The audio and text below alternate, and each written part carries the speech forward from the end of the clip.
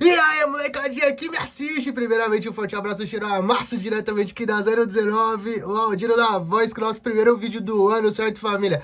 Tava um tempinho sem postar vídeo aqui no YouTube, porque aconteceu muitas coisas nas outras redes, certo? Acabou que eu fiquei sem tempo pra postar vídeo no YouTube, mas se você não me acompanha nas outras redes, você não sabe o que está perdendo. Eu peço encarecidamente que você me siga no Instagram, no Twitter, naquela rede que começa com tique e termina com você sabe o que, né? Que você não pode falar o nome dessa rede, porque senão, você sabe, né? Você sabe, o pessoal tá boicotando muito.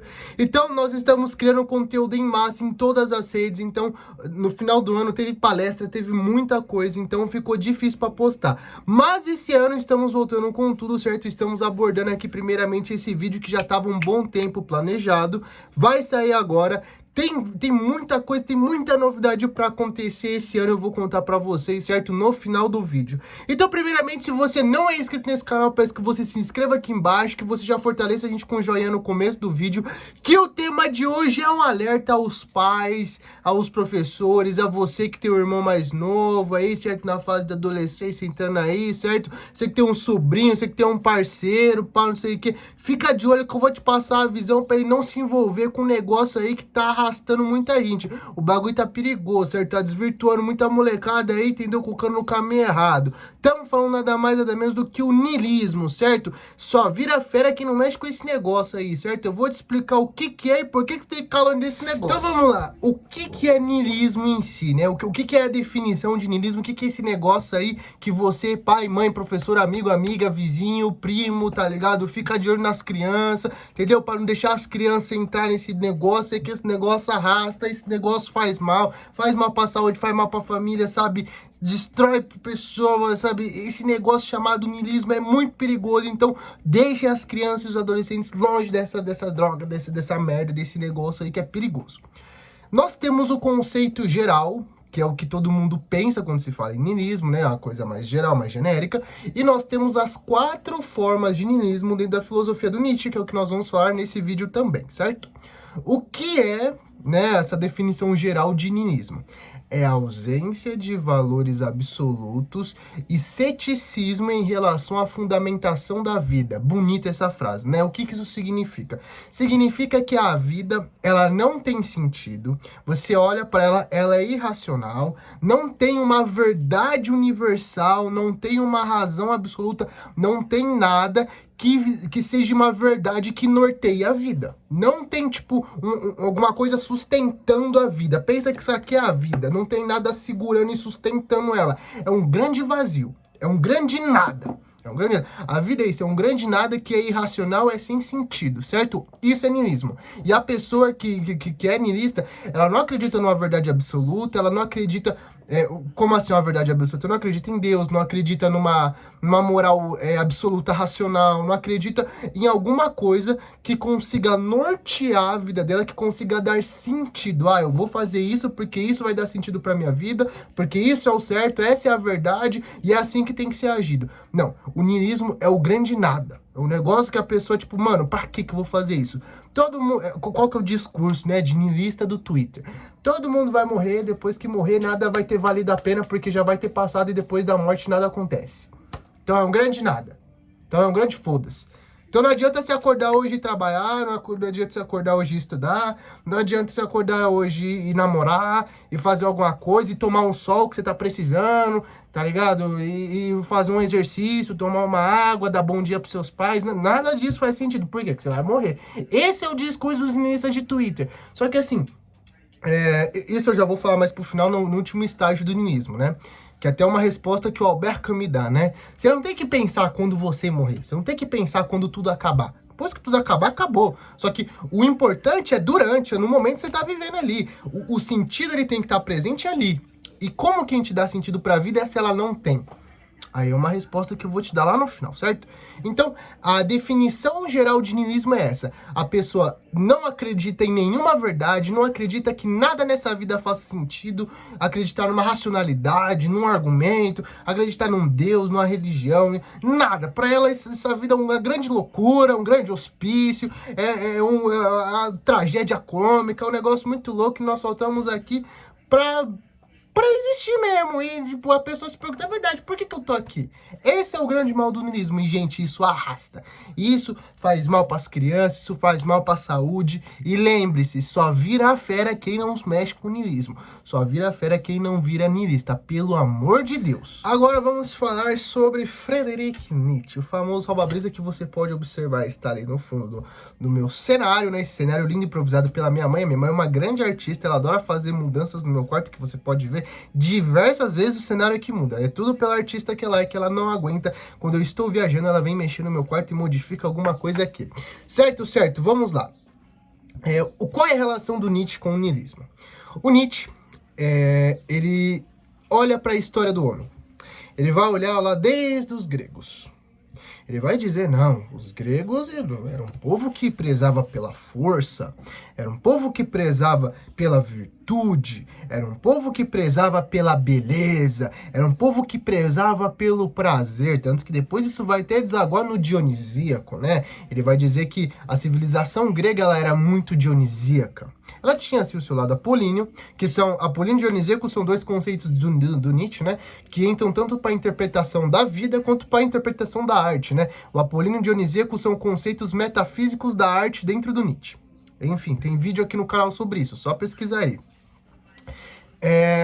Então, os gregos, eles tinham ali um certo amor pela vida, né? Eles viviam a vida como ela deveria ser vivida. Só que aí chegou o Sócrates e fudeu a porra toda. Porque o Sócrates, ele supervalorizou a razão. Ele começou a falar, ele começou a dar umas ideias meio tortas, ele começou ali, tá ligado? Plantar sementinha no mal, no povo ali, pá. Aí, em sucessão, veio Platão. Platão que escreveu sobre Sócrates, né? Sócrates não deixou nada escrito, quem escreveu sobre ele foi Platão.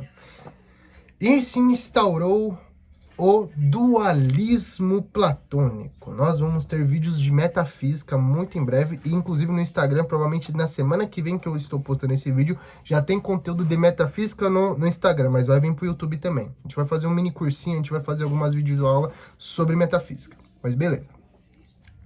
Com o dualismo platônico, o que consistia esse pensamento, né?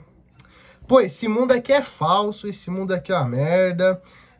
A arte é uma merda, porque o Platão achava que, tipo assim, se esse mundo é uma cópia, a arte, um quadro, né, uma escultura, alguma coisa que vai retratar esse mundo, é a cópia da cópia, ou seja, é a cópia do Xerox. É o Ctrl-C, Ctrl-V do Xerox, a cópia, é o Xerox do Xerox mesmo, tá ligado? É a cópia da cópia. Então a arte seria uma coisa imperfeita demais, era um negócio abominável Platão. E o Nietzsche, ele já tinha aquele apreço, aquele negócio que ele amava a arte, né? Então ali você já vê que dá treta. Enfim.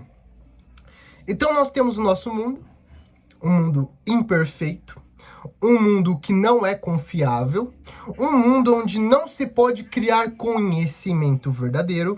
Logo, esse mundo, ele não presta, ele é uma merda. Essa vida é uma merda. Essa vida é uma grande mentira, é uma grande ilusão. Certo? Certo. E nós temos um mundo ideal, o mundo das ideias, o mundo metafísico, onde estão os conceitos, onde tudo é imutável.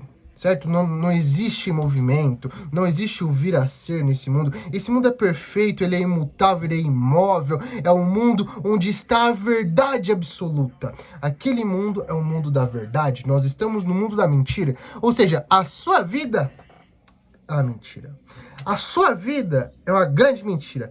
Tudo que você viveu foi uma grande mentira. Existe um mundo que você não vê, que você não escuta, que você não sente o cheiro, que você não toca e que você não sente o gosto. Lembrei. Que você não sente o gosto, mas ele existe. Confia. E nesse mundo está a verdade. Então você para de acreditar na sua vida para você acreditar numa vida ideal. Para você acreditar que nesse mundo ideal, buscando esse mundo ideal, você vai ter uma vida melhor, você vai ter a vida real, né? Você vai buscar a verdade e a sua vida vai ser uma vida verdadeira. Mais pra frente, nós temos... Olha, gente, o que eu vou falar aqui não é um ataque a nenhuma fé, não é um ataque a você que é cristão, não é uma ofensa pra você, certo? Estou fazendo isso, estou ensinando, estou dando aula aqui, certo? Não estou falando que você tem que deixar de ser cristão, que você tem que deixar de acreditar em Deus, nada disso. Ele só... O Nietzsche, quando chega na questão do cristianismo, ele é bem drástico. E a gente está falando da primeira forma de niilismo que envolve o cristianismo, né? Quando nós chegamos no cristianismo, né, na fundamentação da vida através de Deus, Deus representa a verdade. Deus representa tudo. Deus, ele fundamenta a existência do ser humano. Deus é a mão que vai segurar, né? Pensa que aqui é a sua vida. Deus, ele tá fazendo assim com você. Ele tá segurando a sua mão. Ele tá segurando a sua vida nas mãos dele. Ou seja, ele é o perfeito. Os reinos dos céus são o ideal. Essa vida é errada. A vida que nós vivemos nessa terra, ela é passageira. Nós devemos viver Nós devemos viver em função da próxima. Nós devemos viver aqui na terra pensando na próxima vida, pensando em herdar o reino dos céus. Não vou nem entrar na questão do inferno e da culpa do pecado. Vou falar só disso mesmo. Então, você está negando a vida que você vive. Você não vê valor, você não vê sentido nessa vida. Você tem que pensar numa vida após, você tem que pensar numa coisa além para isso dar sentido nessa vida. Você tem que pensar numa vida melhor, numa vida perfeita, você tem que pensar numa coisa ideal, você tem que pensar num bom. Para você enxergar o mal dessa vida, para você enxergar a imperfeição, para você enxergar essa vida de uma forma ruim. Ou seja, o que vai fundamentar essa vida ela é ruim, ela é sem sentido, ela é pecaminosa e ela é errada. Ela é niilista. Você vai precisar de uma outra figura, você vai precisar de Deus e dos reinos dos céus para que essa vida vale a pena ser vivida. Ou seja, a sua vida é tão ruim, mas a sua vida é tão ruim que você precisa criar um paraíso para você se conformar com a vida ruim que você tem, para você pensar que você vai para esse paraíso. A sua vida, ela é tão bosta que você tem que se consolar que você vai ter uma vida melhor porque você não dá jeito nessa. É isso que é o niilismo negativo. O niilismo negativo é a primeira forma de niilismo. E lembrando, estamos olhando para a história. Estávamos nos gregos, agora estávamos nos medievais, né? Nos cristãos medievais. Nós estamos olhando para a história. Lembre-se disso, porque vai ser importante. Niilismo reativo, certo? E agora eu vou falar a frase mais polêmica da filosofia nietzschiana, a frase mais mal interpretada, a frase que gerou um filme de resposta e não respondeu porra nenhuma. Deus está morto e nós o matamos. Ponto. O que isso quer dizer? O que isso tem a ver com niilismo reativo? O que é o fato da morte de Deus? Quando chega no iluminismo, né, quando chega na modernidade, a gente tem um movimento que todo mundo estuda na escola, que é o antropocentrismo. O ser humano deixa a igreja de lado. O ser humano deixa toda aquela fundamentação que é a imagem de Jesus, que é a imagem de Deus, ocupava no ser humano. Todas as atitudes que um ser humano tinha eram explicadas, eram guiadas, eram inspiradas na fé. Eram inspiradas em Deus. Você tinha que fazer alguma coisa na sua vida, você tinha que falar a verdade, você tinha que ser bom com seus pais, você tinha que fazer isso, aquilo, aquilo outro. Não porque racionalmente isso daria certo. Tudo bem que tem explicação racional na filosofia, mas principalmente porque existia uma verdade absoluta, essa verdade era Deus, e Deus decretou que era assim. Então, o ser humano, ele pensava a vida e as atitudes dele fundamentada, atrelada, guiado pela imagem de Deus. Quando nós chegamos na modernidade, isso acaba. Porque com esse movimento antropocentrista, a igreja perde força, algumas pessoas começam a ser mais independentes, né? Aí nós temos os movimentos racionais. né? Que é o racionalismo, o empirismo, onde a razão do ser humano acaba tomando papel protagonista. Uma vez que não era mais Deus, agora é a razão. E esse é o niilismo reativo. Tanto o movimento iluminista quanto o positivista são a imagem do niilismo reativo. Por quê? Deus está morto, mas a gente não desapegou dele. Quer dizer, naquela época, estou falando daquela época, né? Precisou colocar outra coisa para sustentar. Pensa que agora não é mais a mão de Deus, mas é a mão da razão. O ser humano ele ficou órfão, só que ele não soube lidar com isso. Ele viu que os valores da igreja, os valores da fé, os valores do cristianismo não era tudo aquilo, tipo assim, ele começou a deixar de lado, ele viu que era mais alienação, que era mais isso, aquilo outro, e ele começou a colocar principalmente a racionalidade como a fundamentação da vida. Tanto que nós temos o Kant, nós temos o Hegel, nós temos o Locke, nós temos o Descartes, nós temos diversos filósofos que super ultra valorizam a razão. A fundamentação do ser humano é a razão. O Nietzsche ele vai usar uma parafraseação que assim, depois que Buda morreu, a sua sombra foi avistada em muitas cavernas. Ou seja, os valores cristãos foram ao longo do tempo se tornando obsoletos, foram ficando para trás, foram ficando um bagulho que ninguém, tá ligado? Ninguém mais pá nisso.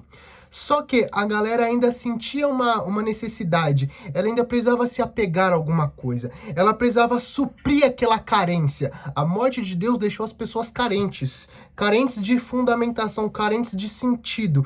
E aí que as pessoas começaram a se agarrar na razão, na racionalidade. Mais pra frente, né, a gente tem hoje em dia, né, o dinheiro, né, a gente acaba buscando figuras externas, né? A gente acaba buscando figuras que venham suprir esse sentido, que venham ser a mão que venha sustentar a nossa vida. A gente acaba, por conta desse desapego, dessa fé absoluta, dessa fundamentação teológica absoluta, a gente acaba buscando outras coisas pra gente se segurar que, mano, a gente se sente órfão, a gente se sente desamparado, e o ser humano, ele foi correndo na racionalidade para se agarrar. Ou seja, o ser humano, ele fez a racionalidade, ele fez diversas outras coisas como se fosse Deus. Colocou aquilo no papel de Deus. Ou seja, ele não fundamentou a sua vida ainda. Ele precisou buscar verdades absolutas. Ele precisou buscar outras coisas. Porque a racionalidade naquela época também buscava uma razão universal, né? O imperativo categórico, o espírito absoluto. Nós temos as teorias desses filósofos que buscavam uma verdade absoluta, que buscavam suprir esse sentimento que batia no coração de verdade absoluta. Essa abstinência de verdade absoluta. A razão ela veio para tentar isso, para tentar suprir essa abstinência de verdades absolutas. Aí que você tem esses conceitos, né? Que a racionalidade vai tentar explicar, da ética, da moral, de que você tem que basear sua atitude nisso, naquilo outro, porque racionalmente isso é um valor absoluto. Entendemos o niilismo reativo, vamos ao niilismo passivo, que é aí que estava chegando na época do Nietzsche. Então nós chegamos agora ao niilismo passivo, né? Que foi o diagnóstico que Nietzsche teve da sua época, e eu arrisco dizer que até a nossa época, né? Eu diria que a nossa época é uma mistura de niilismo passivo com reativo, porque hoje a gente tem a figura do sucesso, né, o dinheiro. Numa sociedade materialista, né, necessariamente os ideais, a fundamentação da vida também vai ser materialista, né? Ou seja, quanto dinheiro você tem, o valor da sua vida é o sentido da sua vida, tá ligado? Mas enfim, isso pode ser tema para um outro vídeo ou até para uma live. Ponto, né? O niilista passivo é o que broxou da vida. É o que está em abstinência metafísica, é o que está sofrendo, é o que não aguenta mais, é o sujeito que se enfraqueceu. É o sujeito que viu que Deus está morto. A racionalidade não explica tudo, a razão tem um limite. Nem tudo é justificável, nem tudo é racional como o fenômeno da vida. Daí a gente chega em Schopenhauer, né? A vontade. A vontade é um tais mania dentro da gente que muito louco, e sai querendo consumir, a gente tá condenado e não sei o quê. Então nós chegamos na fraqueza. O niilista passivo, ele é o fraco. Ele é o que, sim, encara o grande nada, mas ele se ajoelha perante o grande nada, ele só se entrega, só que ele se entrega de uma forma fraca. Ele foi derrotado. Ele não suportou olhar para o grande nada, ele não suportou olhar para o abismo. Quando o abismo olhou de volta para ele, ele trancou o cu. O cu dele não passava um Wi-Fi. Ele saiu correndo covardemente. Ele saiu correndo porque ele não aguentou o vazio. E ele está numa abstinência metafísica, porque ele já não consegue acreditar em nada. Ele já não consegue acreditar mais em valores absolutos. Ele já não consegue acreditar na racionalidade, ele não consegue acreditar em nada. Então ele vive numa constante fraqueza. Ele continua constantemente se perguntando por que está vivo, por que continua nesse mundo. E é um estágio que, assim, a gente pode falar num tom de brincadeira, tal, mas é um estágio do niilismo que desagua na depressão. É um estágio do niilismo que vai te desaguar numa depressão, em tendências suicidas, em diversos transtornos psicológicos. Então, assim, se você se identifica com isso, eu recomendo você buscar uma ajuda psicológica, porque realmente, niilismo passivo deságua numa depressão. Deságua em pensamentos suicidas, deságua em crise de pânico, deságua em diversos transtornos psíquicos. Não é brincadeira. A pessoa que se encontra nesse estado, ela não está num estado apenas racional, né? Ela chegou num juízo da vida. Ela se encontra num estado emocional abalado. Porque se nada faz sentido, se não consigo acreditar mais nada, se nada mais me motiva, que prazer eu vou sentir em estar vivo? Por que eu deveria levantar da minha cama? Ou seja, isso acarreta coisas perigosas. Por isso que eu falo, tipo assim, esses adolescentes, a galera que brinca com isso, não sabe que às vezes ela tá plantando dentro dela uma semente que vai fazer mal para ela.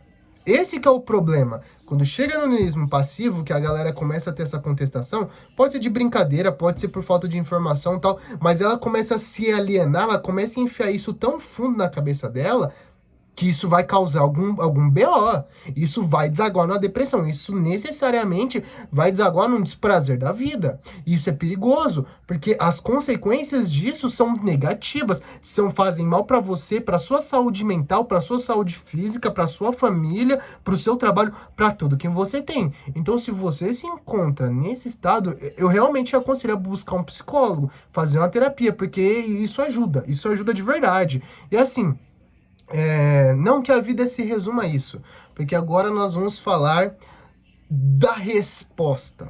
Nós não chegamos nesse estado. Nós não somos niilistas ativos. Tanto porque o niilista ativo ele tem até um certo grau de utopia, porque ele envolve o super-homem, né? O niilista ativo é o que segue os passos do super-homem, aquele que está pronto a vir a ser um super-homem. Só que foi mais uma profecia do Nietzsche. Né, o Nietzsche com aqueles negócios, né, da filosofia dos livros dele, que ele se acha um profeta, que ele isso, aquilo, outro, então é costume dele. Mas o niilista ativo, ele é uma transformação. Ele foi a resposta que o Nietzsche propôs a toda essa contestação histórica. E veja, eu fui passando de período histórico em período histórico. Esse vídeo, ele foi mais uma análise histórica, ele foi mais a gente olhando para trás, nos gregos, nos medievais, nos modernos, nos contemporâneos, nos dias atuais. Nós vamos falar agora da resposta. O niilista ativo é aquele que atinge a transvaloração de todos os valores. É aquele que enxerga o niilismo como uma libertação. Porra, que da hora, mano, nada vai me prender, mano, se não existe uma verdade absoluta, eu sou livre pra criar minha própria verdade, eu sou livre pra viver a minha vida da forma que eu quiser, eu dou o sentido pra minha vida, se eu quiser viver por prazer eu vivo, se eu quiser viver por razão eu vivo, mas eu faço, eu toco. Eu toco a minha banda, eu toco a minha música, eu faço o que eu quero. O niilista ativo, ele enxerga justamente o niilismo como uma liberdade, onde ele cria os seus próprios valores. Ele não tá nem aí se não vai fazer sentido pra mãe dele, se não vai fazer sentido pro pai dele, se vai fazer sentido pra sociedade, se vai fazer... Ele não tá nem aí, ele quer que faça sentido pra ele, ele quer apreciar a vida dele. Ele não tá pensando quando ele morrer, ele não tá pensando que, ai meu Deus, eu vou morrer um dia, então olha o que eu passei, o que eu fiz, isso aqui, não. Não, ele quer viver o hoje. Ele fala assim, porra, que da hora, mano. Então quer dizer que se hoje eu quiser fazer isso, eu vou fazer. Se hoje eu quiser viver dessa forma, eu vou viver. Se hoje eu quiser, entendeu? Ele se sente livre. Ele se sente leve, ele cria os seus próprios valores, ele fundamenta a própria existência, ele olha pra cara do nada e fala: muito obrigado, pois agora eu sou o meu tudo. Eu vou dar sentido para essa minha vida. Ou eu posso viver tranquilamente sem sentido, sabe? Eu vou buscar os meus prazeres, eu vou buscar sair com meus amigos, eu vou buscar um relacionamento, vou buscar, sabe, os prazeres dessa vida, eu vou apreciar essa vida, eu vou buscar o trabalho que eu tenha prazer em exercer, dar aula, ser um médico, sei lá, cantar, rimar, sabe? Fazer o que eu quiser. A pessoa que encontra prazer dentro do nada, ela constrói o próprio prazer perante o nada.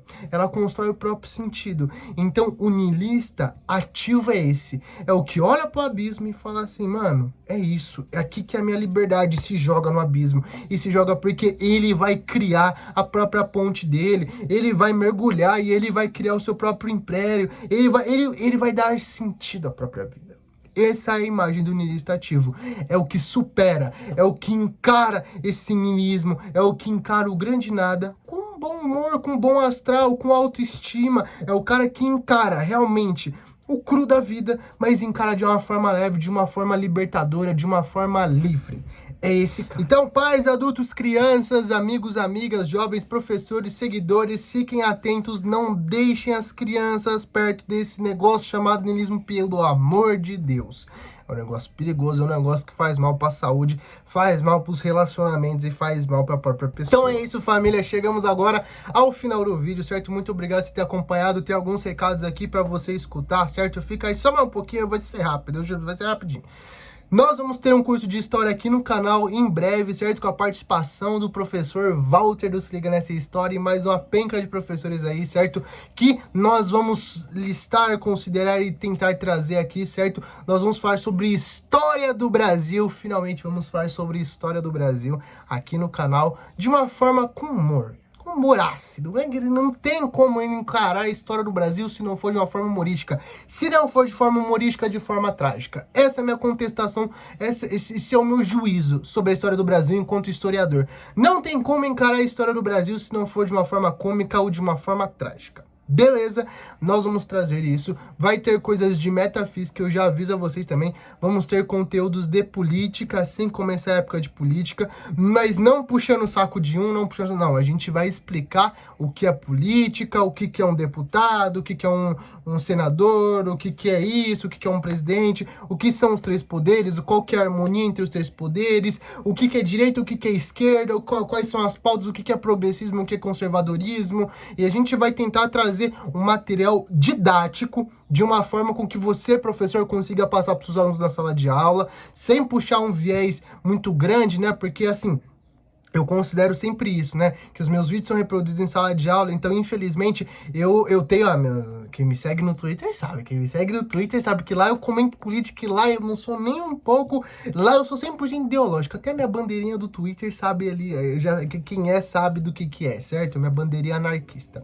Mas, enfim. Então, nós vamos ter conteúdos de política, nós vamos ter muitas coisas esse ano. Muito bom estar aqui com vocês. Peço, deixa o seu like, compartilha, certo? Se você for um professor e quiser passar na sua sala de aula, tá super livre esse vídeo, certo? Pede para os alunos se inscrever aqui no canal. Um forte abraço, um cheiro a massa e deixe as crianças longe do niilismo, hein?